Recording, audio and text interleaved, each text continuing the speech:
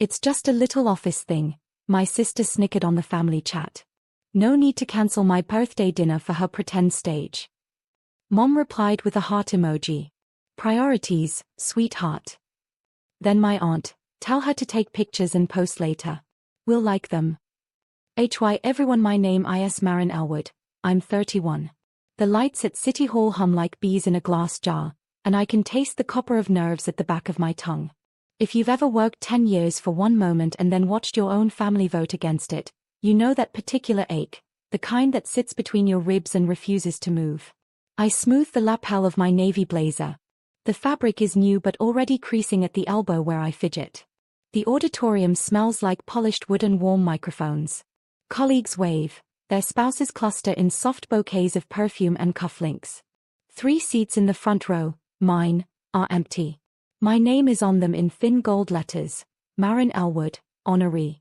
Beside it, 2 placards, reserved, family. The little white tents look like unclaimed houses in a careful neighborhood. A stagehand presses a program into my palm. Congratulations, she whispers. Thank you, I say, and my voice is steady in the way a tightrope is steady, only because I don't look down. Backstage, the curtain edge brushes my shoulder like a slow tide.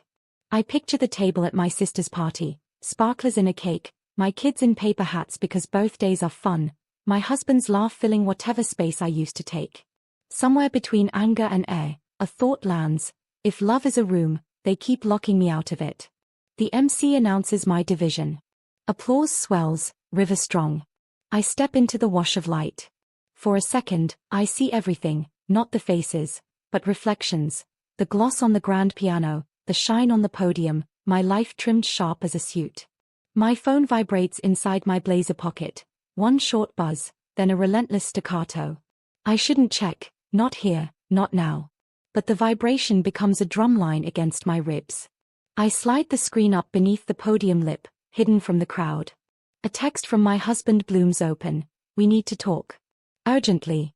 Above it, a number that knocks the breath from my lungs. Husband's 45 missed calls. The ceremony ended in a storm of applause, but I couldn't hear any of it. My mind kept replaying that screen, 45 missed calls, all from the man who didn't even show up. I stepped off the stage to a blur of shaking hands and congratulations. Cameras flashed, colleagues hugged, the dean said something about exemplary leadership, and all I could think was, why call 45 times when silence had already done the damage? Outside, rain slicked the marble steps. My heels clicked through puddles as I dialed him back. No answer. Then again.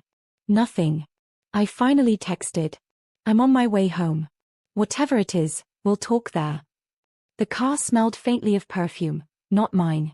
I noticed it the second I turned the key. It wasn't strong, just a ghost of something floral and wrong. My hands trembled as I drove, headlights cutting through the downpour like questions without answers. When I pulled into the driveway, my sister's party lights were still visible across town on social media. Live streams of laughter, candles, my kids blowing bubbles behind her cake. My husband's arm around her boyfriend's shoulder. My entire world, celebrating someone else.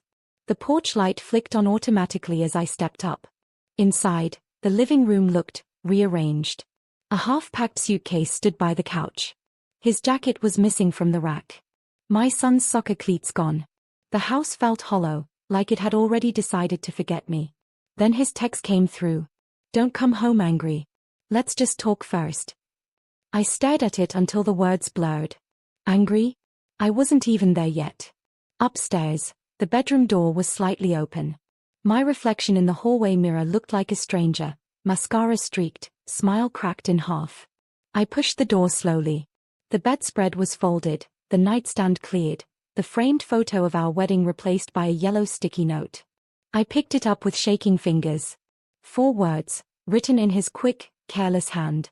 You'll understand soon enough. A thunderclap cracked outside, sudden, violent, and the house fell silent, waiting for what came next. The sticky note trembled in my hand. The ink was smudged, like he'd written it fast, or angry. I sat on the edge of the bed, the silence loud enough to make my heartbeat sound like footsteps. The house felt colder than the rain outside. My phone buzzed again, this time from Lydia, my neighbor and friend from down the block. Marin, I don't know if I should tell you this, but I saw your husband leaving an hour ago. He wasn't alone. I typed back. Who was with him? No reply. Just those 3 gray dots that blinked, then vanished. I looked at the sticky note again. You'll understand soon enough. Understand what? That he missed my ceremony? That he left me to celebrate my sister like she was the only woman in the family worth clapping for? My phone rang. This time, it wasn't him, it was my boss. Marin, the governor wants to meet you tomorrow morning. Your speech went viral on the civic stream. You were phenomenal. I forced a laugh. Thank you. The moment I hung up, I wanted to cry. Success meant nothing when home had just evaporated. I finally opened Lydia's message.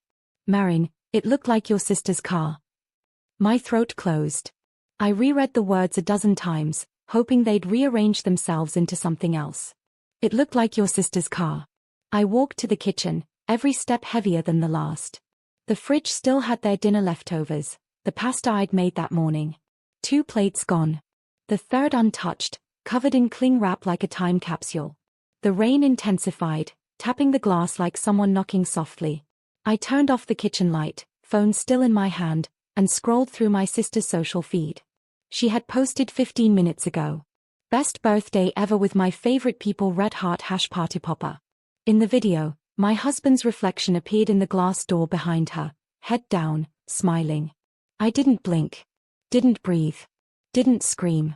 I just whispered to the empty room, you really did make it to her party. Outside, the rain stopped, but something inside me had only just begun to fall. I don't remember locking the door behind me, but I remember the sound, the metallic click that felt like an oath. The kind you take when there's no one left to believe in you. My heels echoed across the wooden floor as I paced. The phone screen glowed with the paused video from my sister's feed, frozen on their laughing faces. My husband's hand resting casually on the back of her chair, his wedding ring glinting like a dare. For 10 years, I'd stood beside that man, through layoffs, debts, every late-night emergency that tore holes in our savings and sleep. I'd ironed his shirts before interviews, driven him to hospital shifts, edited his resume. But tonight, the promotion was mine, and the silence was his answer. A car pulled up outside. Headlights swept across the living room wall. My heart lunged before my body did.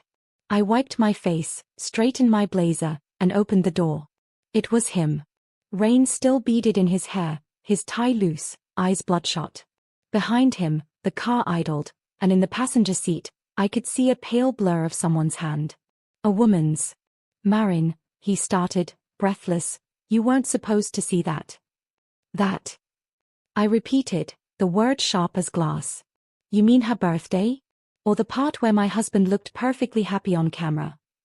He stepped closer. You're blowing this out of proportion. I laughed. One short, broken sound.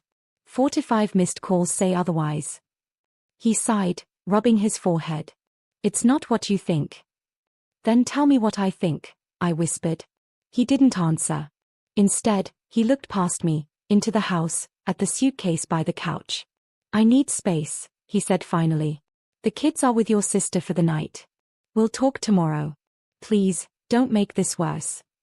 He turned toward the car, and the silhouette inside shifted. My stomach dropped. Because even through the tinted window, I could recognize the faint shimmer of my sister's silver dress. He got in. She turned. Their eyes met mine for half a second before the car rolled away into the wet night. And in that half second, something inside me stopped being his. I didn't cry that night. Not once. I just stood at the window, watching the rain stitch silver threads across the street where their car disappeared. It was strange, how betrayal doesn't sound like shouting or breaking glass. It's quieter than that.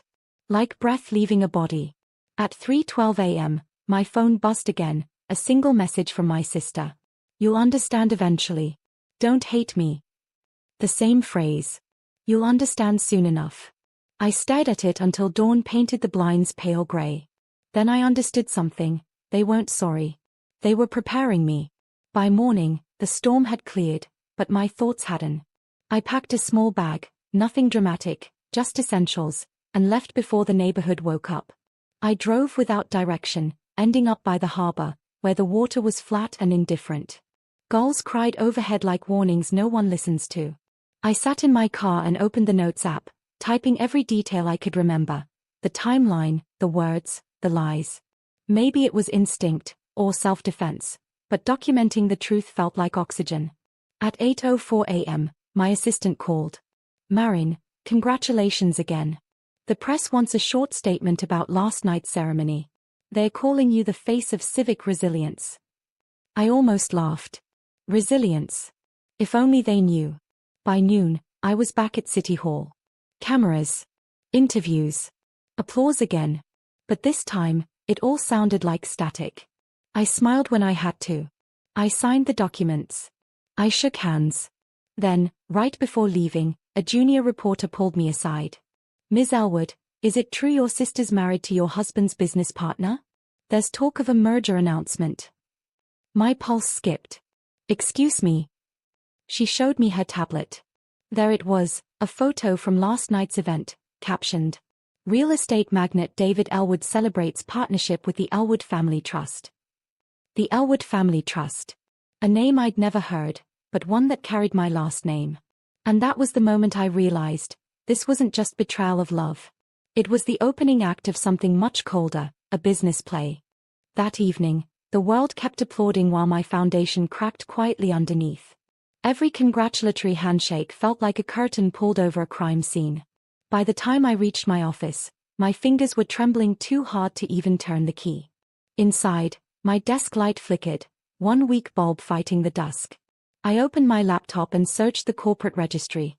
The Elwood Family Trust came up instantly. Registered 3 months ago. Trustees, David Elwood and Samantha Elwood. My husband and my sister.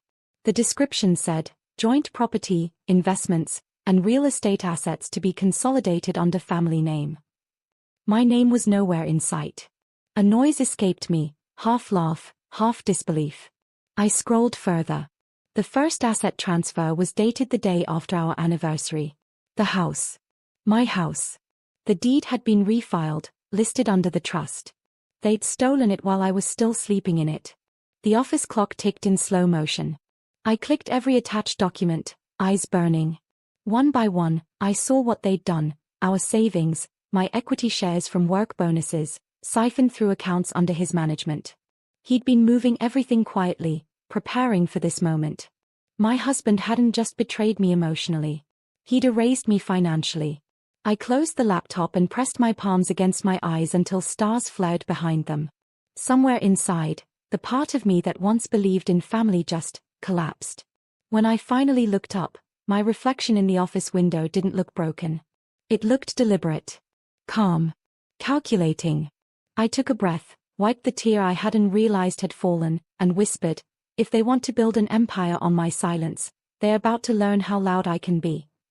I opened a new folder on my desktop and titled it, Project Reversal. Inside, I started gathering everything, receipts, screenshots, statements, every single email where he'd called me the public face of our family. He wanted me to be the face. Fine. I'd make sure the whole world saw it, when his empire burned down under the spotlight he'd built for me. The next 48 hours blurred into quiet warfare. I didn't scream, didn't confront, didn't beg. I just worked, methodically, invisibly. Revenge doesn't start with fury, it starts with focus. I filed a confidential report with the city's fraud division, attaching every transfer he'd hidden behind family trust. Then I met with a lawyer, not one from his firm, but mine, an older woman who'd seen too many wives left penniless. She read through the documents with slow, measured calm.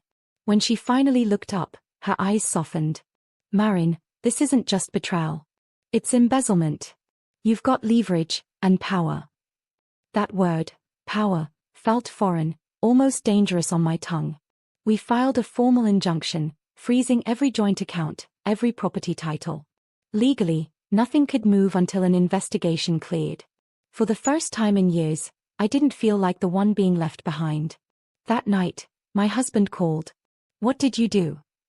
His voice cracked through the speaker like static. What I had to, I said evenly. You ruined us. No, I corrected. You did that when you made a trust that didn't include the one person who trusted you. He exhaled hard, a mix of panic and disbelief. You'll regret this, Marin.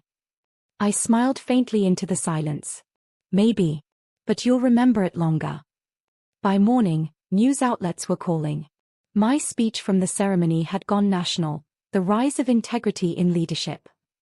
The irony was cruel, almost cinematic. Reporters wanted follow-ups, and this time, I accepted every invitation. When they asked about family values, I spoke carefully, my words sharp enough to cut glass. Integrity isn't about loyalty to those who betray it. It's about protecting truth, even when it costs you comfort. The clip went viral. My husband's company shares dropped the next day. My sister's smiling face disappeared from social media. And for the first time since that empty ceremony night, I felt something return, not joy, not even peace, but the quiet steadiness of someone reclaiming their own name. Because Marin Elwood was no longer their story to write. 2 weeks later, the courtroom smelled faintly of paper and polished wood, the scent of endings. My husband sat 3 rows ahead, jaw tight, hands clenched. My sister avoided my eyes completely. The same woman who once braided my hair now twisted her bracelet until it almost snapped. The judge's voice was calm, almost detached. Given the fraudulent reallocation of marital assets, the trust hereby stands dissolved. All properties and holdings revert to Ms. Marin Elwood. It was over. Just like that, with a gavel and a silence so sharp I could hear my heartbeat echo. Afterward, reporters gathered outside the courthouse. Cameras flashed, questions collided in the air. How does it feel to win? I smiled, but not the kind people post online. The kind that carries weight. It's not about winning, I said quietly. It's about remembering who you were before they made you doubt yourself. By evening, the house was mine again. Empty, but honest. The suitcase still sat by the couch, his. I left it there. Some memories don't deserve to be unpacked. My kids came home the next morning. They were hesitant, unsure which parent was the villain in this version of the story. I didn't rush to explain. I just sat with them, made pancakes, and let the house smell like something good again. My daughter looked up mid-bite and said, "Mom, are we okay now?" I smiled softly. We're getting there. Weeks passed. My promotion turned into a permanent post. My speech was still being quoted in leadership seminars across the state. People called it inspiring. They didn't know the price of that inspiration. Sometimes, I drive by my sister's old apartment, the one she can't afford anymore, and I park for a moment, just long enough to see the empty balcony. Then I drive on, not out of revenge, but closure. Because I learned something no ceremony could teach. Silence can destroy, but it can also rebuild. And when you rise quietly, no one sees it coming. As I closed my office blinds one last time that night, I whispered to the dark, a promise, not a threat. I'm finally free.